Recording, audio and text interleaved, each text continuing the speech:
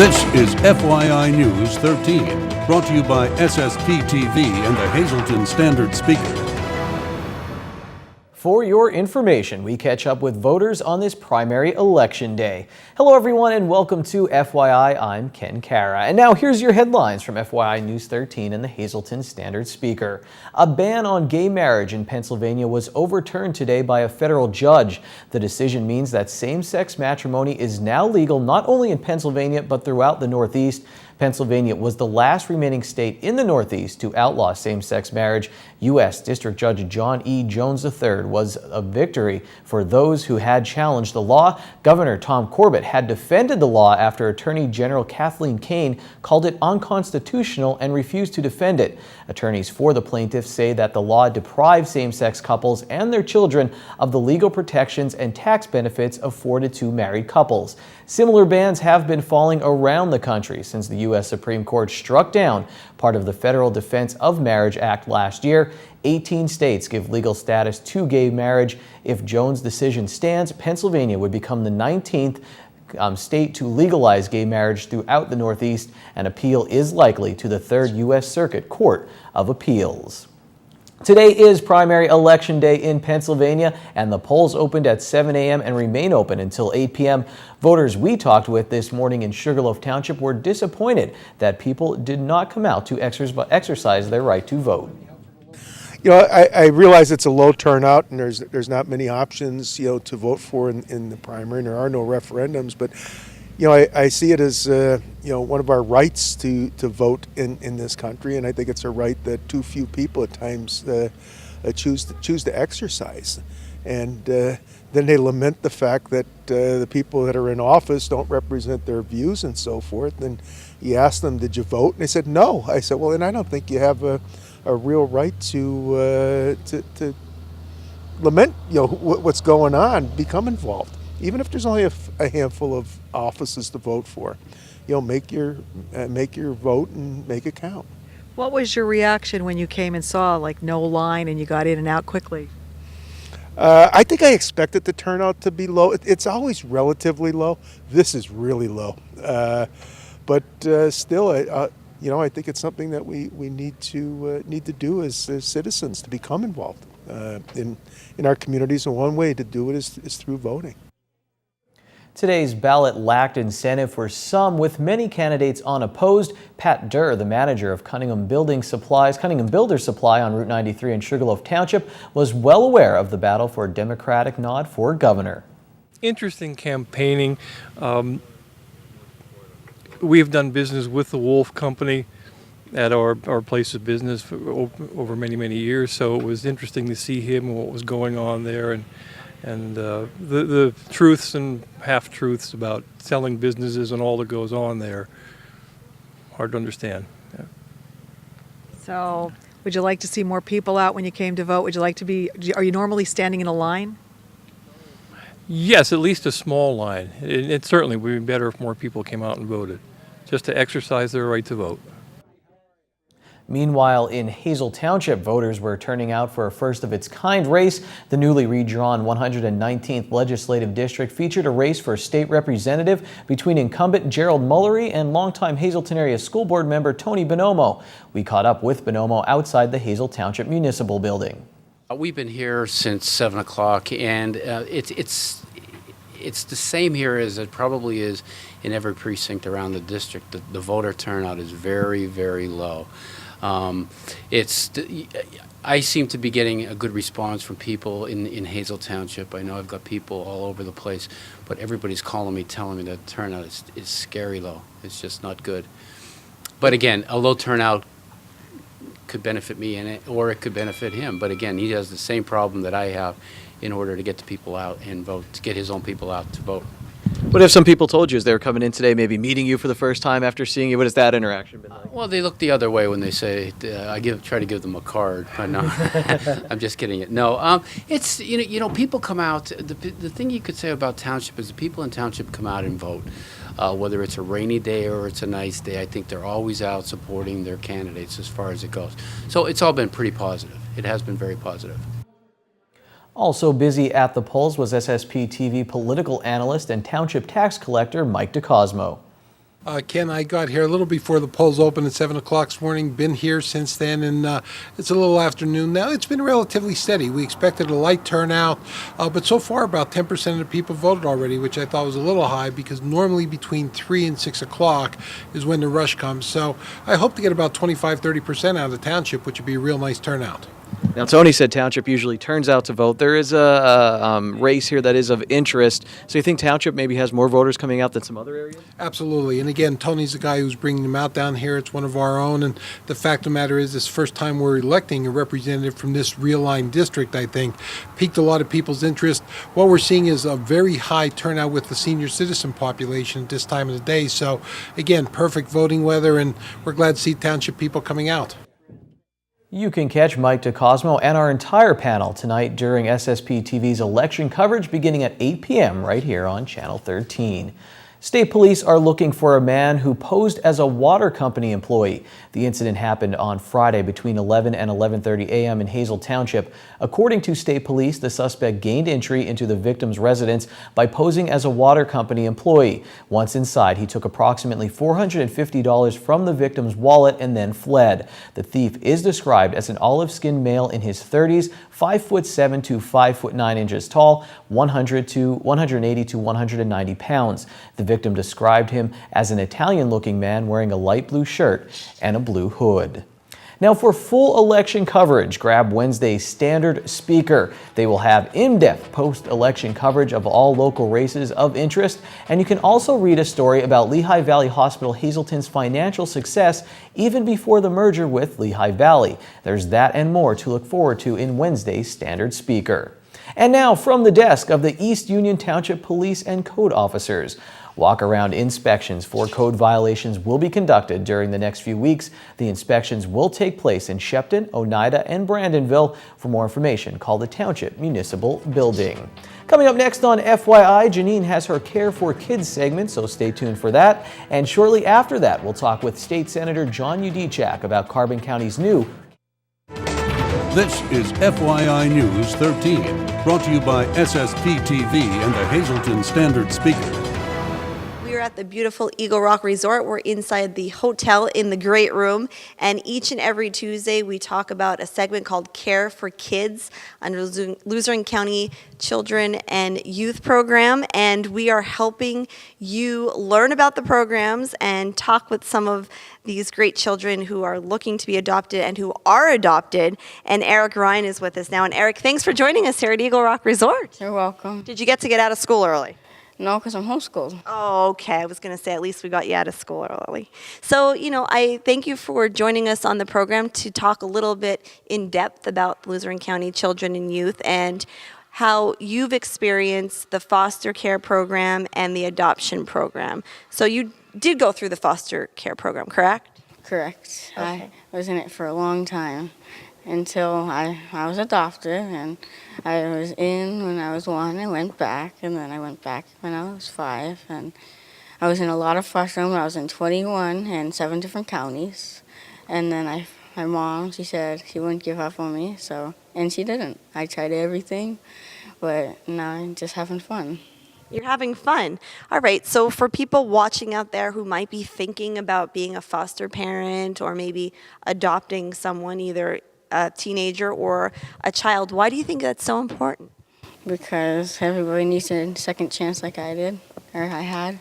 Mm-hmm. And what has the program done for you? It has brought me in a nice home, and I'm in sports now, and I got a good education. Mm-hmm. And I'm not like in some other foster home bouncing from place to place. Mm-hmm. So you like where you are now?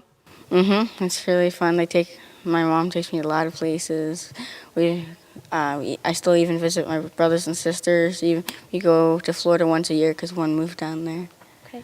And I understand you wanted to wear a tuxedo today because this was a very important interview, wasn't it? Yeah, but my mom made me wear this. My brother even offered to pay for it. Well, you look very nice. So again, if anyone is looking out there to foster or adopt a child, you can make a difference. Like for Eric, he's being homeschooled, right? You're in sports, like you said. You get to go to Florida. Can I move in with you? If you want. Oh, how about it? Maybe your mom can adopt me as well. Well, you might have to pay rent, though. She trained you well. Well, thank you so much for joining us. And next week, we're going to meet some other children who are actually looking to be adopted right here. Join us every Tuesday on Care for Kids. Time now for FYI News 13 weather. What a great day to get out and vote. This shot is looking from Sugarloaf Township up to Interstate 81, and Penn State Hazleton is up there as well. And now here's your weather from the National Weather Service. Tonight there is a chance of showers and thunderstorms, and then we will get down to 51 degrees. For Wednesday, another chance of showers and thunderstorms. The high will be 68 degrees. Wednesday night showers are likely and a possible thunderstorm as we get down to 54 degrees for the low. On Thursday, there is a chance of showers, and the high will be near 66. Thursday night, chance of showers mainly before 9 p.m. as we go down to 49 for the low. Friday, another chance of showers after 9 a.m., but then the day will be partly sunny with a high near 65. Friday night, chance of showers, 40% chance, low around 48. And then for your Saturday, another chance of showers, 30% chance, high near 67. And finally, Saturday night, 30% chance of showers again with a low around 48.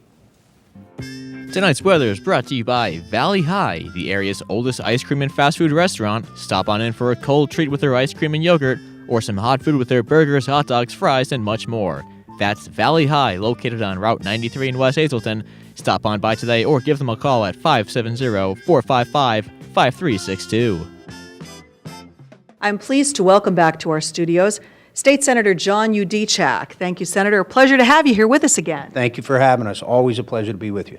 I know one of the things that you hear about and discuss on a regular basis as you travel to the many municipalities in your district is how they can work together to make things happen and how they can save money as well. And one prime example of that we see in the Hazleton area is the Mountain Council of Governments. And now I understand that that is an example that Carbon County is looking at to possibly create its own Council of Governments. And you were instrumental in a recent meeting about this. So tell us what your feelings are and how this could benefit the area. Well, as we see less funding from the federal government, from the state government, it really constrains the budgets at the local level, whether it's the city of Hazleton or the Hazel Township or the municipalities around Hazleton Townships, boroughs. It's really difficult to be in local government these days, to find the money to provide the services that people care about. Public safety in terms of dealing with our violent crime rate here in Greater Hazleton, northeastern Pennsylvania, dealing with plowing the streets. We had a terrible, terrible winter. And so the cost of salt, the cost of snow removal skyrocketed. COGS, Council of Governments, are a good way for communities to share their resources, come together as neighbors, as friends, and make government more efficient. Dan Guydish, who runs the Mount COG, phenomenal. He helped us start a West Side COG in the Wyoming Valley. We have 16 communities representing about 70,000 people in the Wyoming Valley working together so that they can provide the best possible services to their citizens. Now in Carbon County, we've worked with the commissioners. The commissioners have been terrific there. Tom Gerhardt, Wayne Nostein, Bill Gork, they've partnered with us. All 23 municipalities in Carbon County are coming together and finding ways to make government work for the people that it serves. And that's what COGS are all about, making government more efficient, more cost savings, and delivering better services, whether that's fighting crime, whether that's making sure the streets are paved and plowed, making sure that the resources that we have at the local government are there for the people. And on that same level then, the mobile crime unit, we see that going around to the communities as well. So that's another instance of how sharing something can benefit the community. Our challenges are regional in nature, so our solutions need to be regional in nature. And the mobile street crime is a perfect illustration of how the crime issue is not just about Hazleton. It's not just about the city of Wilkes-Barre or our larger cities. It's really about the 80-81 corridor. We saw that when we deployed the mobile street crime unit here in Hazleton. 120 drug dealers taken off the street. Those drug dealers were from 7 different counties here in northeastern Pennsylvania. 7 different counties. That tells us we have a regional problem. You have to find regional solutions to the regional challenges we have here in northeastern Pennsylvania. COGS do that, the mobile street crime unit. We're going to continue to build those regional partnerships so that we can find those regional solutions. All right, very good. Thank you for updating us on all of this. Please come back anytime, whenever you have free time, which is, I know, few, but anytime you are able to stop in our area, you're always welcome in our studio. Thank you very much. Thank you. All right. Senator John Udechak reporting for FYI. I'm Lisa Sugart.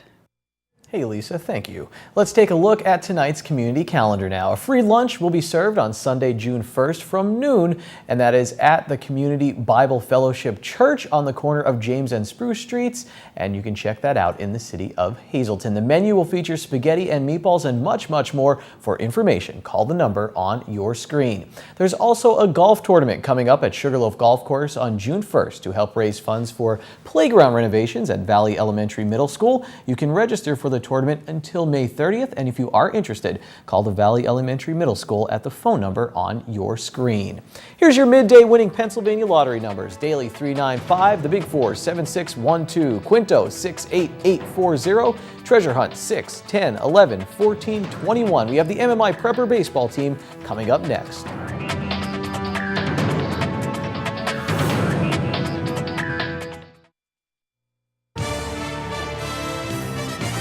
This is FYI News 13 Sports. The MMI Prepper baseball team is on their way to the District 2 semifinals after an 8-1 victory over Wyoming Seminary. We talked with several of the players after their win on Monday evening.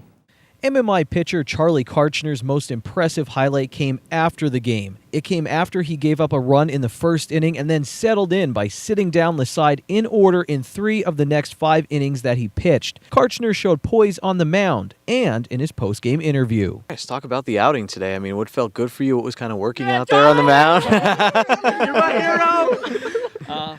A lot of the outside. That was fabulous poise right there. Is that what it takes to be a pitcher? I mean, Yeah, I know I had to hit my spots, and I had to pitch a lot outside because this team saw me twice already. So it was the third time they saw me. So I had to throw pitches that they never really saw before. So throw in a lot of junk and throw outside pitches. Karchner's offense had his back. Right after giving up that run, MMI had runners on second and third with senior Alec Andes coming up in the bottom of the first. His double drove in 2 and gave MMI the lead for good. Karchner says those runs made him feel better on the mound. We were down 1-0, so I knew I had to do something. I was a little uncomfortable with the at-bat, but I knew he was going to throw me a fastball eventually. I saw curveballs the whole first game we placed them, beginning of the year, but I was looking for a fastball, and I got it, so I capitalized on it. In the bottom of the 5th inning, MMI had a 3-1 lead. The Preppers strung together 6 productive at-bats and plated 5 runs in that inning. Andes drew a walk in the inning and later scored. He talks about the strong at-bats his team had in the bottom of the 5th. It's great. We want to take confidence into the semifinals, and that was a great job. We knew the pitcher was rattled, so we wanted to take advantage of that and get up to a big lead, so we were comfortable later on in the game. Catcher Sam Harmon had the big hit in the bottom of the 5th inning. He hit a double with the bases loaded that drove in 3 runs. How confident were you guys you were going to put some runs up there and jump back in this? Really confident. We've been playing really good baseball the last couple games, and why not one more? How exciting is it? District playoffs, you guys on a good roll right now. How much fun has this ride been? It's been fun, but can't get too excited. We still got 2 more games. MMI travels to Old Forge for the semifinals on Wednesday, and if they win there, they punch their ticket to the title game at PNC Field in Moosic. If we play there, our goal is to make Coach cry.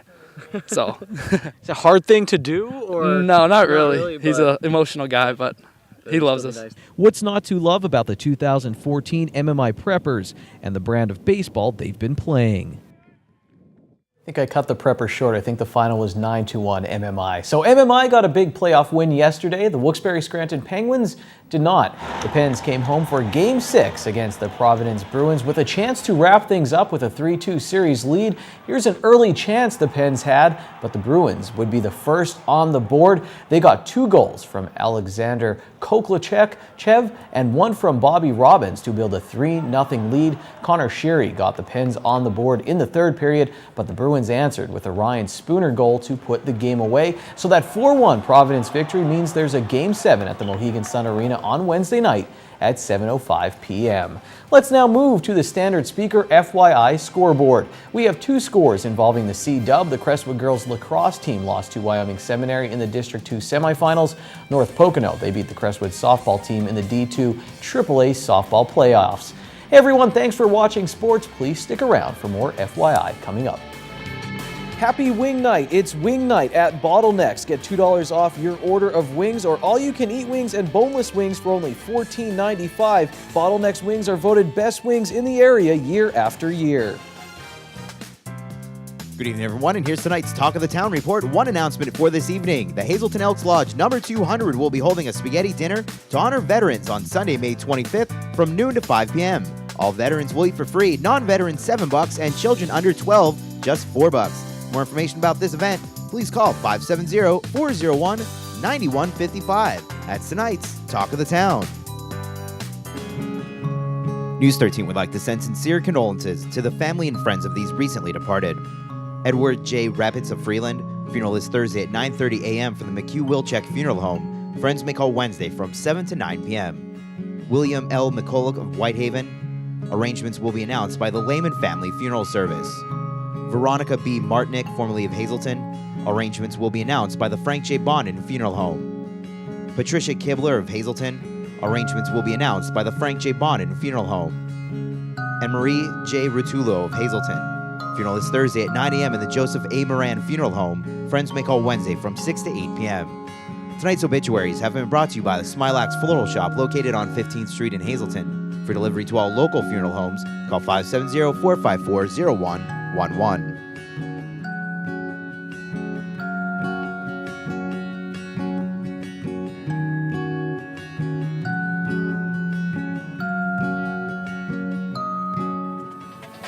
Attention pay-per-view subscribers, if you see your name right now in News 13, you'll have 13 minutes to call in and win a free movie from Service Electric Cablevision. Our winner tonight is Anthony Galasso of Hazel Township. Anthony, if you're watching, give us a call right now, 570-459-9813 to win your free movie.